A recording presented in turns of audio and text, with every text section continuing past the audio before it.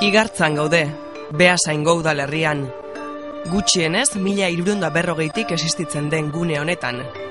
Gune militarra izan zen, estrategikoa, pasabidea, gerrateen eskenatoki, bombardaketen helburu, jauntxoen gotorleku, lantoki, denetik izan da Igartza duela 800 urte baino gehiago sortu zenetik. Eta bereziki, pasabide natural edo bide nagusi ere izan da. Bideak behar genituen betidanik Araba itsasoarekin lotzeko. Eta bi sarrera nagusia genituen. Alde batean Debagoienatik eta beste alde batetik Goierritik. Igartzan, Beasaingo udalerrian, badugu adibide ezin hobea. Zubi honekin eta hemen zegoen bide gurutzearekin. Hain zuzen ere, hemen biltzen ziren bi bide gurutze nagusienak. Alde batean, hemendik juten zan Zumarra galdera, Antzula, Bergara, Arrasate eta Gatzagatik Araba aldera, eta beste alde batetik hemen nere atzetik bide nagusia zegoen Segura aldera joateko, Aizkorriko San Adriango zulotik sartzeko eta gero ja Agurainera. Horregaitik hemen duela 800 urte eraiki zuten dorre bat, zubi bat eta kontrolpean zeukaten hemendi mugitzen ziren pertsona guztiak, bai mandozaleak, bai erromesak eta bai inguruko baserritarrak. Duela 8 urtetik Beasaingo udalak ekin zion guzti honen berrikuntzari. Lehenengo urratsa guztien jabegoa hartzera.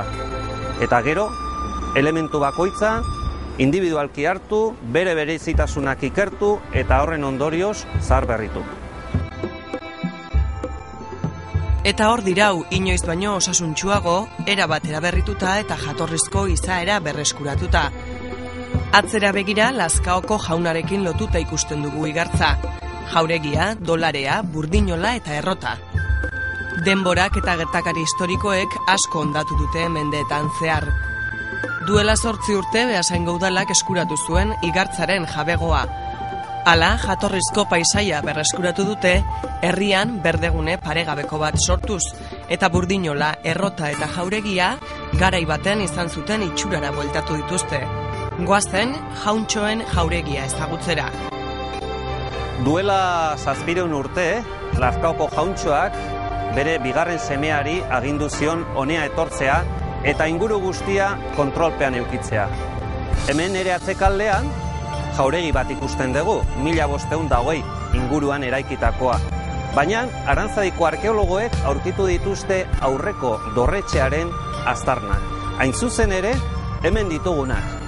Justo, pareta haundi hauek azaldu ziren jauregiko zaharberrikuntzako bidea ari ginenean egiten. Guretzat oso importantea da, zeta guzti honek isladatzen du 15. mendean gertatu zen gatazka politikoa. 15. mendean bi modelo zeuden, jauntxoenak eta nekazari eta hiribilduenak. Alde batean zeuden Arrasate, Tolosa, Beasaingo nekazariak, Segurakoak, eta beste alde batetik Oñatiko kontea, Lazkaoko jauntxoa, Loiolatarrak, Igartzakoak, bi modelo ezberdinak. Gu gera besteak baino gehiago, hoixe esaten dute borboiek. Odol urdinekoak dira. Besteek aldarrikatzen zuten nere lanari esker izango naiz zu baino gehiago edo aberastasun gehiago izango ditut. Bi modeloiek talka egin zuten eta horren ondorio jauntxoek galdu zuten gerra hura eta bereien dorretxeak bota egin zituzten. Hemen dago Igartzako garai hartako jauntxoen dorretxearen oinarriak. Nekazariek, Tolosarrek, Gipuzkoako hermandadeak botatako dorretxea izuzere.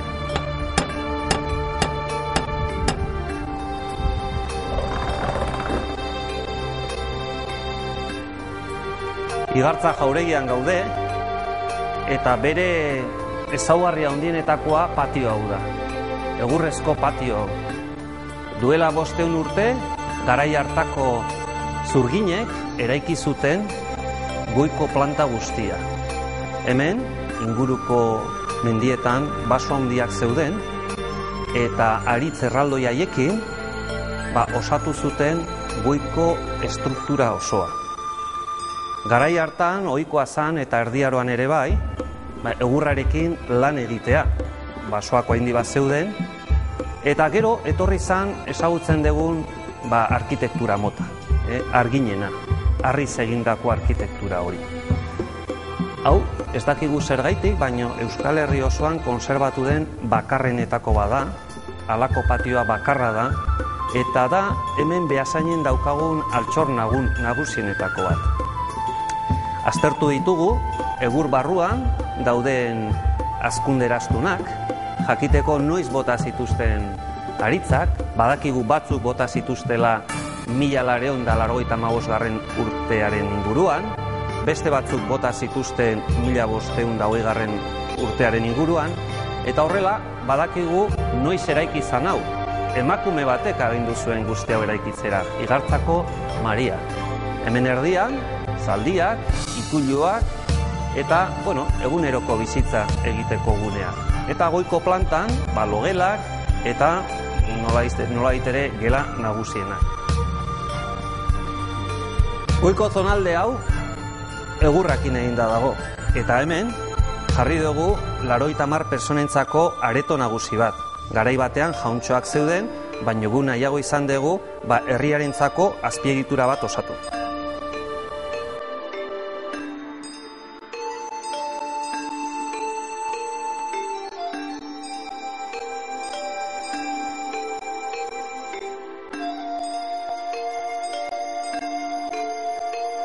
Gipuzkoan eta Bizkaian burdina landu da mendeetan zehar, eta uraren indarra erabili da ez bakarrik burnia lantzeko, baizik eta garia eta bestelako labore aleak lortzeko, erroten bitartez.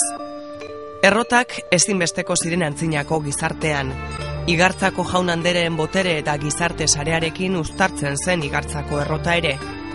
Errota hau, 1931tik dago gutxienez Igartzan, 500 urte luzeko historia du beraz. Halere, 500 urte hauetan errotaren funtsezko egiturak ez ditu aldaketa handiak jasan, eta han jarraitzen dute oinarrizko 3 egiturek. Ura pilatzeko biltegiak, errota bera edo makina hidraulikoak dauden eraikina, eta errotarien etxea.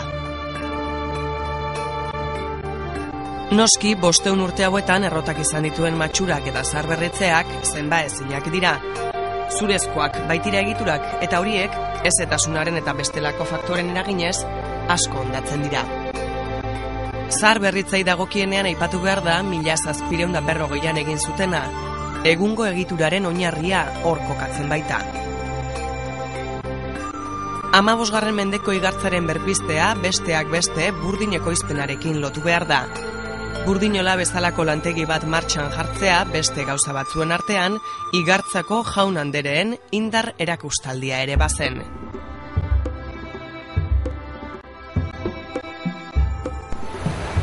Mila 1782an burdinola berri bat eraiki zuten, hementxe daukaguna. Francisco de Ibero izeneko arkitektoak eraiki zuen. Hemen, Agorregi Nahian eta beste toki ezberdinetan. Honi esker, Euskal Herriak esportatzen zituen burdina Europan zehar. Zergaitik hemen, Igartzan, beste tokietan bezalaxe, minerala agertu genuen. Minerala, hemen bezalaxe, zeraindik eta mutiloatik ekarritakoa. Lehenu ikusi dugu, uraren garrantzia, hemengo tresneriak mugitzeko. Eta gero, hemen, nire atzekaldean, burdinola osoa ikus dezakegu. Alde batean, uraren zonaldea, ubidearen azkenengo zatitxoa, aldaparoa ditzen diote. Orgoitik, ura etortzen zen, eta urarekin, hemengo tresna guztiak mugitzen zituzten. Mazo handia, auspoak guzti hori, uraren indarrari esker mugitzen zen. Nire atzekaldean, lantokia, zutegia, eta burnia lantzeko tokia. Olagizonak beti hor, jotake batzutan 24 ordu, taldeka, txandaka. Eta beste alde batean, egurrikatza. Basoetatik ateratako egurrikatza. Hemen dana pilatu, udaran landu, eta hoe dira biltegiak, egurrikatza gordetzeko biltegi erraldoiak. Burdinolaren lantokian gaude. Nola aurkitu genuen hau? Eskombroz beterik, lurrez beterik. Hemen gainean bazegoen duela 50 urte eraikitako hormigoizko pabelloi handi bat. Ura bota eta azpian azaldu zan duela 300 urteko burdinola handia. Eraikuntza ia osorik, baina tresneria desagertuta zegoen. Askotan ikusi ditugu txuri beltzezko argazki zarraietan nolakoak izaten ziren burdinola hauek. Hemen, sorte hona izan dugu, Arantzaiko arkeologoek topatu dituzte tresneria guztia eta hoien oinarri guztiak. Nagoen tokia, auspoak zeuden. Hemen auspoak zeuden. Zutegiari arnasa eman alizateko. Auspoak eta zutegiaren artean pareta bat. Hemen bero itzela zegoen eta auspoak babestu behar ziren. Eta hemen zutegia. Zutegiaren oinarriak aurkitzen ditugu. Aztarnategi arkeologikotan ikusten dan bezalaxe, gorrituta dago, suaren ondorioz gorrituta dago. Kobazuloetan gauza bera gertatzen zaigu. Paleolito garaiko kobazuloetan, zute txiki bat baldin badago, bertan aurkitzen dira garai hartako animalien ezurtxoak, suharri landutak, egurrikatzak eta bat. Hemen ere bai, zuak eragin berdin egiten du. Eta gero, tresna ikusgarriena. Handik zetorren, maza handi bat, mailu handi bat, eta hemen ingudea zegoen. Guzti hori mugitzeko uraren indarra. Eta pentsatu behar dugu hau lantoki badala. Zarataz beterik, lana da gogorra, bero handia dago, batzutan erreka sartzen da, garbitu egin behar da guztia, hautsez beterik, hoiz esan, hola gizonen bizitza gogorra. Erdi Aroan gainera, jauregiaz, errotaz eta burdinolaz gain, dolare batek ere osatzen zuen multzoa. Dolareak bide ertzetan egoten ziren benta izaera izan du beti. Errepide nagusiaren hartzean, beti zegoen bentazarren bat, eta igartza zerbait izan bazen, beste gauza batzuen artean noski, kokagune estrategikoa izan zen, pasabide nagusia.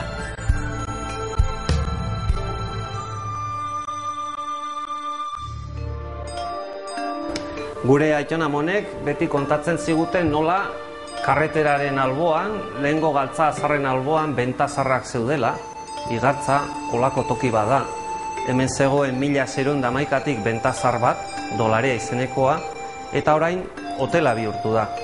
Azken batean bide ertzetan bizi gara, Euskal Herria dago Europa erdian, Pirineotako bi aldetan dauden herrialde nagusia komunikatzen ditu, eta hemen ikus dezakegu garai bateko Madridetik Irunera zijoan errepide nagusia. Hemendik pasatzen ziren bidaiari nagusi guztiak. Batzuk ongi etorriak, beste batzuk franko bezala ez, hemendik pasatzen zen Donostia aldera. Eskuzabalik hartzen ziren bidaiariak izan ala ez, dolareak 4 mende daramatza herritar xumei, soldaduei, jauntxoei, erregeei, nekazariei, zen bestelako bidaiariei ostatu ematen. Orain, eraberrituta eta eder asko gelditu den dolare zarra tabernan erakusgarri, dolareak jarraitzen du ostatu ematen, bidaiari eta bisitarien beharrei erantzuten. Igartza multzoak galtzear egon zen Erdi Aroko jauntxoen gotorlekuak jarraituko du herriarekin elkarra ginean. Beasaingo udalak egindako zaharberritzelanek dena ondo bidean mendeetarako bizia eman baitiote. Orain, sorreratik gaur arte ez bezala, herritarren eskura izango da igartza. Erdi Aroko multzo dotorea herriaren zerbitzura.